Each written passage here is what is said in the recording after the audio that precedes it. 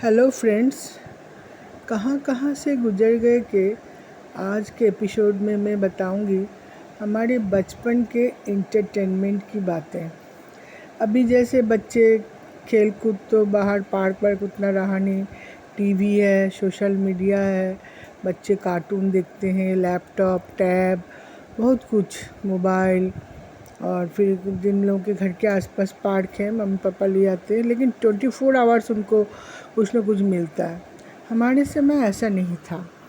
हम जब छोटे थे तो हमारे घर में 3 मैगज़ीन आया करती थी। एक का नाम था शुभ तारा, एक चाँद मामा और एक हादा भोदा। शुभ तारा वो मैगज़ीन थी जिसमें बच्चों की कहानियाँ, देश में क्या क्या हो रहा है, बच्चों के लेवल के, समझिए 5-6 लेवल के बच्चों के।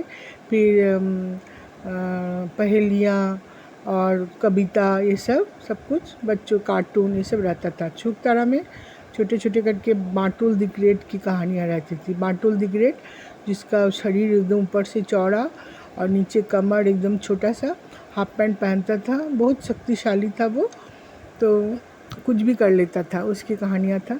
और एक था चाँद मामा, लेकिन वो हिंदी में भी आता है, चंदा मामा, मेरा बेटा भी बचपन में पढ़ा है। तो चाँद मामा में कहानियाँ होती थी जैसे ठाकुर मार झूली टाइप की कहानी, ईसप्स फेबल्स जो कहानियाँ नहीं होती, जातक कथाएं, उस टाइप की कहानियाँ होती है चाँद मामा में। अभी भी चंदा मामा हमको लगता है मिलता है, इंग्लिश में, हिंदी में, मेरे ख्याल से बांग्ला में भी मिलता होगा। बच्चे तो मैंने सालों हो गए ट्रेन में जर्नी की हूँ, एयरपोर्ट वगैरह में बच्चों को मैं मोबाइल पे खेलते ही देखी हूँ, कभी किसी को कुछ पढ़ते नहीं देखी मैं। तो ये सब किताबें पढ़ती थी। और एक आता था हादा भोदा। हादा भोदा 2 कार्टून कैरेक्टर, एक हादा एक भोदा। भोदा हाँ थोड़ा चालाक था, हादा थोड़ा बुद्धू था, और एक थोड़ा मोटा और एक थोड़ा पतला। उन लोगों के सिर के बाल एकदम सिकोड़े से थोड़ा सामने की तरफ लंबे तीर जैसे बने हुए। और उनके एक मास्टर जी हुआ करते थे। वो लोग अपने हेड मास्टर को, हॉस्टल में रहते थे, हेड मास्टर को तंग करते थे, तरह तरह के चीज़ों से तंग करते थे। कैसे, उसकी कहानियाँ होती थी बहुत मज़ेदार। तो हम लोग को बहुत सुबह न्यूज़पेपर वाला जो खिड़की से डाल के जाता था ना न्यूज़पेपर, उसके साथ ही ये तीनों मैगज़ीन अपने टाइम पे आता था। लेकिन मेरे साथ त्रासदी ये थी कि मेरे 2 छोटे भाई थे, तो दोनों आपस में आते ही दोनों बांट लेते थे, पहला वो लोग पढ़ेंगे फिर दीदी लोग को मिलेगा।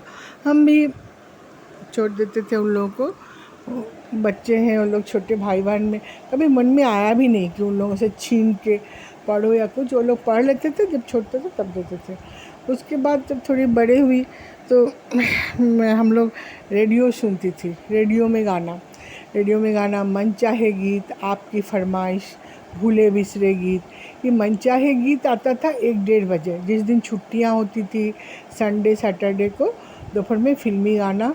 दोपहर के टाइम में सीढ़ी पे बैठ के, छत की जो सीढ़ी थी वहाँ पे बैठ के, क्योंकि माँ रेस्ट करती थी, सारा दिन काम करती थी, माँ रेस्ट करती थी, और मेरी माँ को फिल्मी गाना सुनना पसंद नहीं था हम लोगों का। बड़ी हो रही हूँ, बहुत ज़्यादा कंजर्वेटिव हुआ करते थे उस समय के लोग, और मेरा घर कुछ ज़्यादा ही था।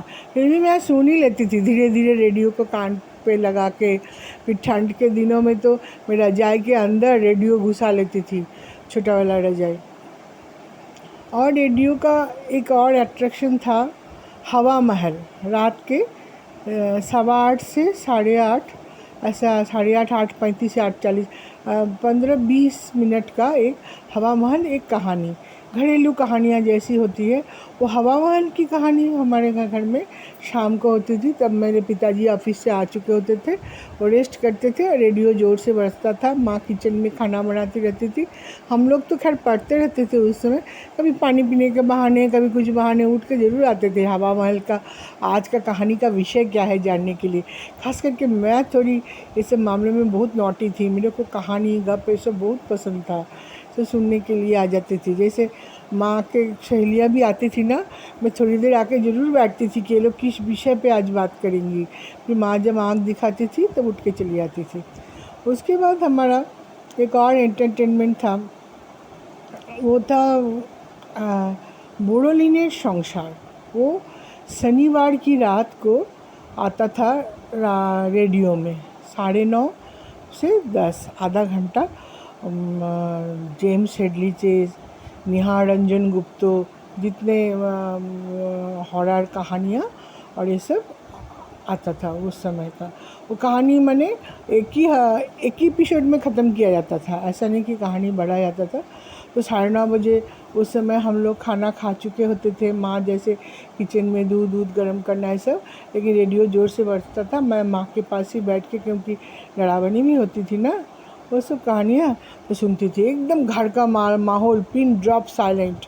बिस्तर लग चुका होता था, भाई लोग छोटे थे, वो लोग सो चुके होते थे या बिस्तर में रहते थे, कोई सोए सुनते थे। मैं ज़रूर माँ के बगल में बैठ के बोरोलिनेर संसार ज़रूर सुनती थी। वो सुचित्रा मित्रा को थी रेडियो आर्टिस्ट, उनका था बोरोलिनेर संसार। सुचित्रा मित्रा, सावली मित्रा, ये लोग गाती, इतनी अच्छी आवाज़ थी उन लोगों की। वो लोग एक तरह से कहानी पढ़ के सुनाती थी और कभी कभी नाटकीय रूपांतर भी हुआ करता था। ज़्यादातर नाटक की रूपांतर होता था कभी कभी, लेकिन सूत्रधार हुआ करती थी। वो कहानी को पहले छोटा सा बता देती थी, फिर रेडियो में वो आता था। ये एक बहुत बड़ा सैटरडे का अट्रैक्शन था। जब मैं थोड़ी बड़ी हुई 10th में गई, तब आता था हम लोग बुनियाद ये सब। तो मेरे पिताजी उस साल रिटायर हुए थे, तो सुबह ही नहाते नहाते, जिस दिन से शनिवार और मंगलवार को शायद बुनियाद आता था, शनिवार का तो आता ही था। तो मेरे पिताजी सुबह जब नहाते थे नल के पास पीछे हमारे आंगन में, तभी बोलते थे आज रात में बुनियाद आएगा। मैंने सोची सुबह से रात तक का इंतज़ार, कितना एंटरटेनमेंट था। ऐसा कोई, इसको कोई उदासी में आप ले नहीं सकते, वो एंटरटेनमेंट का ही साधन था। हम लोग भी, सबको पता था कि वो चीज़ हम लोग को सबको सुनना है। और बुनियाद की कहानी, क्या पकड़ थी उस राइटर की, और क्या मैंने कहानी में क्या जोर था। अगले हफ्ते तक हम लोग वीरा वाली और उसके क्या हुआ, ये सब बैठ के एकदम घर में सबको जैसे सुनते हैं, ऐसे करके रात के 9 बजे आता था। उस समय हमारा खाना सर्व होता था, खाना सर्व होने के बाद हम लोग उसको सुनते थे। बुनियादी हम लोग की बहुत ये है। और शनिवार के दोपहर में एक ठो आता था देख भाई देख, वो थोड़ा कॉमेडी था, वो हम ही लोग देखते थे जब टीवी आया तब की बात है। ये सब तो टीवी की बात है, पहले जो मैंने बताया वो रेडियो की बात थी। तो रेडियो में बोरोलिनेर संसार तक था।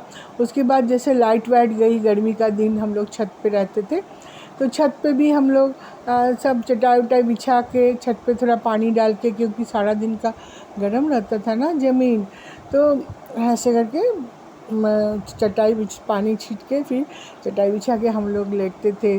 फिर लेट के चाँद देखते थे, कभी पतला चाँद, कभी बड़ा चाँद। चाँद में कितने सारे आकृति रहता है, वो सब देखते थे।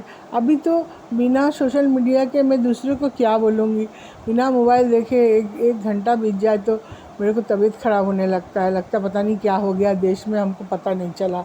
एकदम देखते थे, कितना कूल लगता था मन में। फिर माँ काम वाम करके आती थी तो माँ कुछ वही ठाकुर माँ झूली, जातक कथाएँ टाइप की कुछ कहानियाँ माँ भी सुनाती थी। मेरी माँ के पास बहुत स्टॉक था।